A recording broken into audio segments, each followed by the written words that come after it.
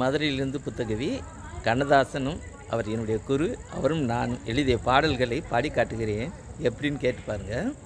அமைதியான நதியினிலே ஓடும் ஓடம் அளவில்லாத வெள்ளம் வந்தாலாடும், காற்றினிலும் மழையினிலும் கழங்க வைக்கும் இடியினிலும் கரையினிலே ஒதுங்கி நின்றாள் வாடும். இது அவர் எழுதினார் இல்லையா? உங்களுக்கு எல்லாம் தெரியும். இதை நான் எப்படி எழுதியிருக்கேன் பாருங்கள். மதுரை மாநகரினிலே வாழும் தெய்வம் மீனாட்சியின் அருள்மழையே போதும், துன்பத்திலும் துயரத்திலும் தாங்காத கவலையிலும் துணைக்கு வரும் தெய்வம் நமது தெய்வமே.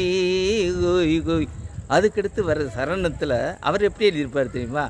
தென்னை இளங்கீற்றினிலே தாளாட்டும் தென்றலது, தென்னைதனை சாய்த்து விடும் புயலாக வரும் பொழுதுன்னு அவர் எழுதியிருப்பார்.